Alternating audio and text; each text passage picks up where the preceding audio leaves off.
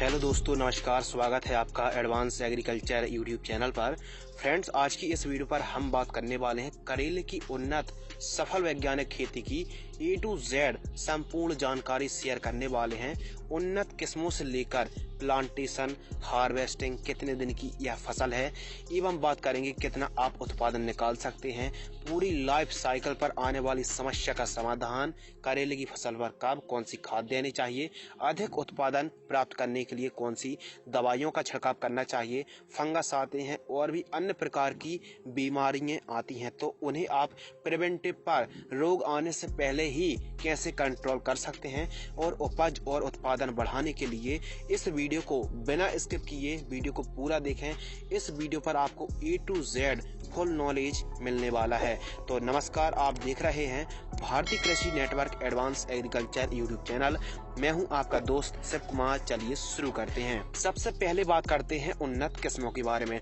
तो करेले की उन्नत किस्में कौन सी हैं जो बेस्ट उत्पादन देने वाली वैरायटी हैं, हम उन्हीं के बारे में डिस्कस करने वाले हैं। तो राशि हाईवेज की नूर 026, यूएस की एग्री सीड्स SW 810, ननहेम्स की अमनसरी, VNR की आकाश, ईस्ट वेस्ट की प्राची भी काफी बढ़िया वैरायटी है और क्लाउस की अनुष्का F1 वैरायटी को आप लगा सकते हैं। इसके अलावा बात करते हैं अनुकूल और परफेक्ट टाइम करेले की खेती करने के लिए कौन सा है। तो गर्मियों के लिए आप दिसंबर, जनवरी, फरवरी पर आप करेले की खेती कर सकते हैं और बरसात के लिए आप जून, जुलाई, अगस्त महीने पर आप करेले की रोपाई या फिर बुआई कर सकते हैं। तापमान और मिट्टी के बारे में बात करें तो करेले की फसल के लिए न्यूनतम और अधिकतम टेम्परेचर 15 डिग्री सेल्सियस से 35 डिग्री सेल्सियस टेम्परेचर की आवश्यकता पड़ती है। और वहीं सॉइल की बात करें तो काली मिट्टी, काली दोमट, लाल मिट्टी, पीली मिट्टी एवं उपयुक्त जीवाश्म पदार्थ वाली सॉइल पर जिसकी मृदा का pH मान 5.5 से लेकर 7.5 हो बढ़िया माना जाता है। खेत की तैयारी, तो करेले की खेती आप कर रहे हैं तो खेत की तैयारी किस प्रकार करना है और कोई भी फसल की आप खेती कर रहे हैं तो खेत की तैयारी करना बहुत ही महत्वपूर्ण विषय है और बहुत ही जरूरी काम है। तो खेत की तैयारी आपको काफी अच्छे तरीके से करना चाहिए। तो सर्वप्रथम मीडियम गहराई में चलने वाले कल्टीवेटर से आपको पहली दूसरी जुताई कराना है। यदि आप बरसात पर करेले की खेती करना चाहते हैं तो गर्मियों के टाइम ही आप प्लाऊ से कुछ इस प्रकार आप खेत की तैयारी करा लीजिए और कम से कम 15 से 1 महीने 1.5 महीने की तेज धूप जरूर लगाएं, जिससे उगने वाले मोथा घास और अन्य प्रकार के फफूंदी जनित रोगों से आप छुटकारा पा सकें। तो यदि आप बरसात की खेती कर रहे हैं तो गर्मियों पर ही आप प्लाऊ चलवा लीजिए, या फिर आप गर्मियों पर खेती कर रहे हैं तो 1 से 2 बार कल्टीवेटर से जुताई कराएं। उसके बाद 2 से 3 ट्राली पूरे खेत में गोबर की खाद बिखेर कर रोटोवेटर से खेत को समतल करा लीजिए। अब हमारी फील्ड एकदम पूरी तरह तैयार हो चुकी है। आप बेड तैयार कर सकते हैं। बेड तैयार किस प्रकार करना है करेले की फसल पर, तो कृपया ध्यान से सुनिए। बेड से बेड की दूरी 2.5 से 3.5 फीट आप रख सकते हैं, चौड़ाई 3 फीट रख सकते हैं और बेड की ऊंचाई 1 फीट आप रख सकते हैं। बेडों को कुछ इस प्रकार बेड मेकर या फिर बेड राइजर से आप कुछ इस प्रकार बेड तैयार कर सकते हैं। मल्चिंग पेपर के बारे में बात करें तो करेले की फसल के लिए 25 माइक्रोन का आप मल्चिंग लगा सकते हैं। ये काफी परफेक्ट माना जाता है। ड्रिप इरिगेशन के बारे में बात करें तो इरिगेशन सिस्टम काफी इम्पोर्टेंट है और यदि आप ड्रिप लगा रहे हैं, इंस्टॉल कर रहे हैं तो करेले की फसल पर आप 16 mm inline drip irrigation system को इंस्टॉल कर सकते हैं। अब बात करते हैं नर्सरी तैयार। आप किस प्रकार घर में ही एकदम सरल आसान विधि से सस्ते रूप में कैसे करेले की नर्सरी तैयार कर सकते हैं, तो कृपया ध्यान से सुनिए। जो हम नर्सरी तैयार करने का तरीका बतला रहे हैं, आप प्रो ट्रे पर घर पर ही तंबू या फिर झोपड़ी बनाकर एकदम स्वस्थ हरी भरी नर्सरी मात्र 20 से 25 दिनों पर आप तैयार कर सकते हैं। ट्रांसप्लांट के लिए एकदम तैयार हो जाएगी। तो आवश्यक सामग्री नारियल की खाद प्लस वर्मी कंपोस्ट की आवश्यकता पड़ेगी और हम जो नारियल की खाद और वर्मी कंपोस्ट का मिक्सचर है उस पर हम एक फफूंदनाशक मैंकोजेब प्लस कार्बेंडाजिम एक फफूंदनाशक को मिलाने वाले हैं और प्लास्टिक की प्रो ट्रे की आवश्यकता अनुसार हमको जरूरत पड़ने वाली है। तो सर्वप्रथम नारियल और वर्मी कंपोस्ट को ठीक तरीके से मिला लीजिए। उसी मिश्रण पर आप इस फंगिसाइड यानी कार्बेंडाजिम और मैंकोजेब युक्त फफूंदनाशक को 250 ग्राम मिला लेना है और ठीक तरीके से मिक्स कर लेना है। और आपको उसके बाद प्रो ट्रे पर भरकर कुछ एक बीजों की आप इस प्रकार बुआई कर देना है एवं 3 से 4 दिनों तक कुछ इस प्रकार आपको मल्चिंग में कवर करके रखना है। इससे सीड्स जल्दी जर्मिनेट हो जाते हैं। उसके बाद आपको आवश्यकता अनुसार सिंचाई करना है। कुछ इस प्रकार की झोपड़ी या फिर ग्रीन नेट खींचकर रख दीजिए। टाइम से सिंचाई करते रहिए। यदि फंगस का प्रकोप दिख रहा है तो मैंकोजेब और कार्बेंडाजिम युक्त फफूंदनाशक का आप छिड़काव कर सकते हैं। 1 लीटर पानी में 1 ml की दर से स्प्रे कर सकते हैं।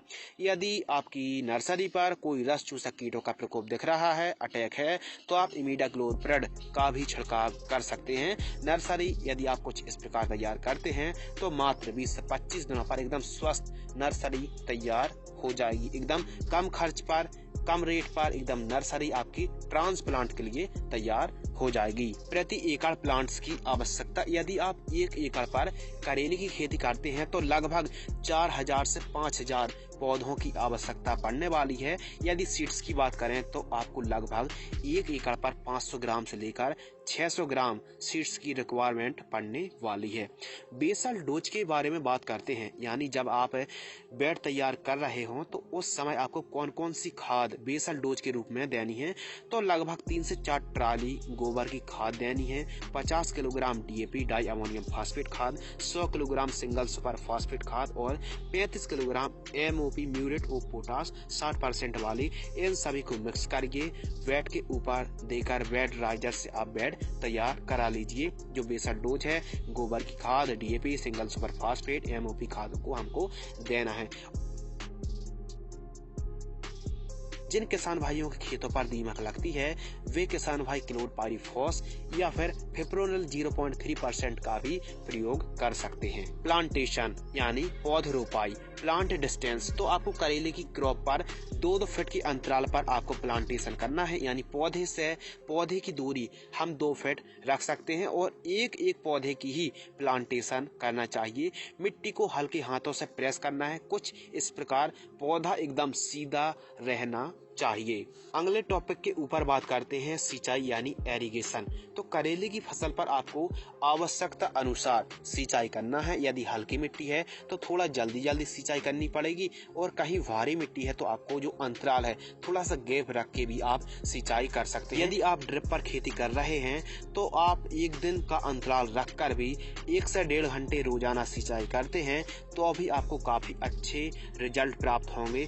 ओपन फील्ड यदि फार्मिंग कर रहे हैं आप तो फ्लैट एरीगेशन से आप 4 से 6 दिनों के अंतराल पर आप सिंचाई कर सकते हैं यदि आप सामान्य तरीके से खेती कर रहे हैं।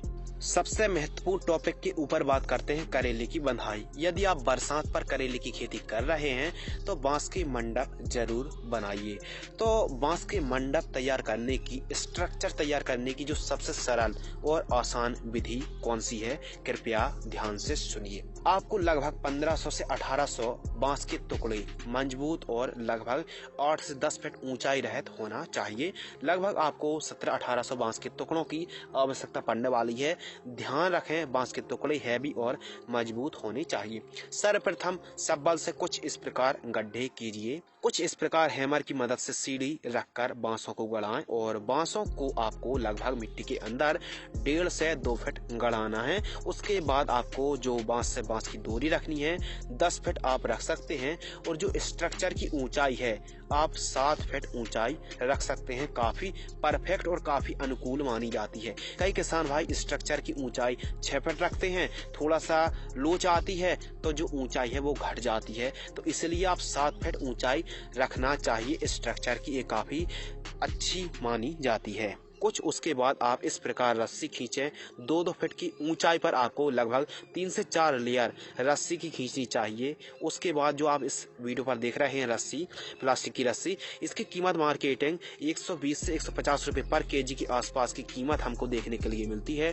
ठीक तरीके से खींचकर बांधें एवं ऊपर जो आप रस्सी या फिर तार खींच रहे हैं, हम तो कहते हैं जो आप इस वीडियो पर देख रहे हैं, इस प्रकार की रस्सी आप खींच सकते हैं जो कि मजबूत होती है और सालों साल चलती है। ऊपर की जो टॉप की रस्सी होती है काफी मजबूत होनी चाहिए, जो पूरा का पूरा वजन झेल सके। उसके बाद आपको धागे से बुनाई करनी है। कुछ इस प्रकार आप देख सकते हैं, जो आप इस वीडियो पर देख रहे हैं, इस प्रकार धागे को आपको बुनाई करनी है। जब फसल प्लांटेशन से 15 से 20 दिन की हो जाए, 20 दिनों के अंदर आपको ठीक तरीके से स्ट्रक्चर बांस का मंडप बना देना चाहिए। उसके बाद शाखाओं को धागे पर लपेट देना चाहिए और समय समय पर शाखाओं को ऊपर चढ़ाते रहना चाहिए। खेत में बेड और चारों तरफ साफ सफाई होना बहुत ही जरूरी है। तो कुछ इस प्रकार आप स्ट्रक्चर तैयार कर सकते हैं। सबसे सरल और आसान मेथड है। अगले विषय के ऊपर बात करते हैं स्प्रे शेड्यूल, जो काफी ज्यादा इम्पोर्टेंट है और किसान भाइयों के लिए काम की बात भी है।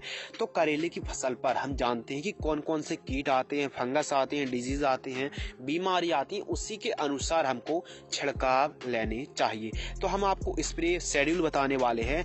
तो स्प्रे शेड्यूल जानने से पहले हम समझते हैं करेले की खेती करते समय कौन कौन से कीट आते हैं, कौन कौन से फंगस आते हैं। तो कीटों की बात करें तो फल मक्खी आती है, यानी फ्रूट फ्लाई आती है, सफेद मक्खी आती है, रस चूसक कीटों का प्रकोप देखने के लिए मिलता है, और हरी इल्ली, सुंडी, फ्रूट बोरर के साथ साथ फंगस के बारे में बात करें तो downy mildew, blight, powdery mildew, leaf spot जैसे फंगस की समस्या देखने के लिए मिलती है। करेले की फसल पर फ्रूट फ्लाई, फल मक्खी के प्रकोप से सड़न की समस्या बढ़ती है। तो फ्रूट फ्लाई की रोकथाम करने के लिए आप फ्रूट फ्लाई फेरोमोन ट्रैप का इस्तेमाल जरूर करें। करेले की फसल पर फर्स्ट स्प्रे, तो जब करेले की फसल ट्रांसप्लांट से टीपी से 10 से 15वें दिन की होती है तो हमको कॉन्फिडोर इंसेक्टिसाइड जिसमें इमिडाक्लोप्रिड 17.8% जो कि SL फॉर्म में आती है 10 ml लेना है, और M45 जिसमें मैंकोजेब 75% है जो कि WP फॉर्म में आती है फफूंद नाशक को 30 ग्राम लेना है। 15 लीटर पानी में घोल करके छिड़काव कर देना है। हम आपको जो डोज बता रहे हैं, जो डोज है 15 लीटर पंप की दर से ही हम आपको डोज बता रहे हैं, जो आप इस वीडियो पर देख रहे हैं। ये है करेले के फुल डोज स्प्रे शेड्यूल, जो आप इस वीडियो पर देख सकते हैं।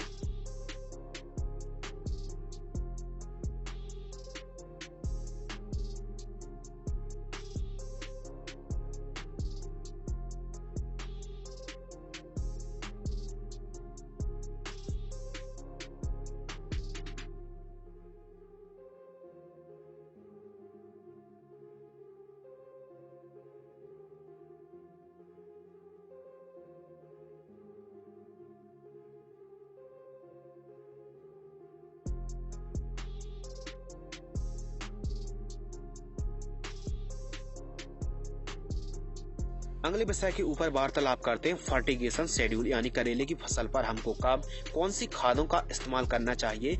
यदि आप ड्रिप पर खेती कर रहे हैं तो फर्टिगेशन शेड्यूल किस प्रकार रखना है, कितने दिनों का अंतराल रखना है, शुरुआती चरणों पर कौन सी खादों का इस्तेमाल करना है, इसकी जानकारी भी शेयर करने वाले हैं। यदि आप सामान्य तरीके से करेले की खेती करते हैं तो उसका शेड्यूल किस प्रकार रखना है, इसकी जानकारी के लिए वीडियो को बिना स्किप किए वीडियो को पूरा वॉच जरूर करें। तो चलिए स्टार्ट करते हैं फर्टिगेशन शेड्यूल। शुरुआती चरणों से लेकर, यानी जब आपने प्लांटेशन की है, फूल आने तक वनस्पतिक अवस्था होती है, तो आप वनस्पतिक स्टेज पर, यानी शुरुआती चरणों से प्लांटेशन से लेकर फूल आने तक आप NPK 19-19-19, 17-44-0 और 12-61-0 जैसी NPK खादों को आप 2 से 3 किलोग्राम ड्रिप में छोड़ सकते हैं, लेकिन 3 से 4 दिनों के अंतराल रखकर आप इस NPK खाद का इस्तेमाल कर सकते हैं।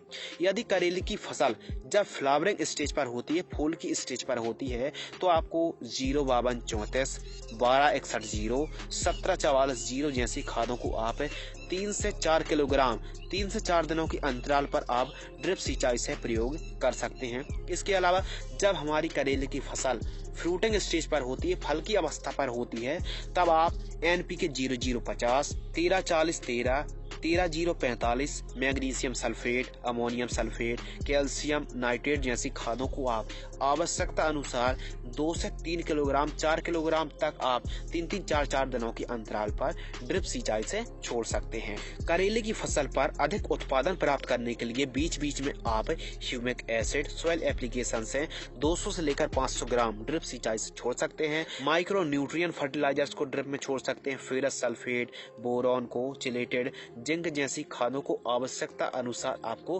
प्रयोग करना चाहिए। लाइफ साइकिल के ऊपर बात करते हैं तो करेले की फसल की जो लाइफ साइकिल है प्लांटेशन से लेके एंड तक लगभग 120 से 125 दिन की यह फसल है। और यदि लागत के बारे में बात करें तो आपको लागत जो लगने वाली है 1 लाख रुपए से 1,20,000 रुपए के आसपास सभी लागतें आने वाली हैं। यदि आप फर्स्ट ईयर करते हैं, फर्स्ट साल करते हैं, तो आपको जो ड्रिप का खर्च आने वाला है और भी आपको अदर खर्च आने वाला बांस का खर्च आएगा। यदि आप सेकंड ईयर करते हैं तो जो बांस का खर्च है, ड्रिप का खर्च है, यह बचने वाला है और काफी आपको अनुभव भी आ जाएगा। तो जो फर्स्ट ईयर होता है किसी फसल यदि आप ड्रिप पर खेती कर रहे हैं तो उसका जो खर्च है महंगा ही पड़ता है। अब बात करते हैं उत्पादन के बारे में, जो हर एक किसान भाई जानना चाहता है कि जो उत्पादन है 1 एकड़ से कितना उत्पादन निकलता है।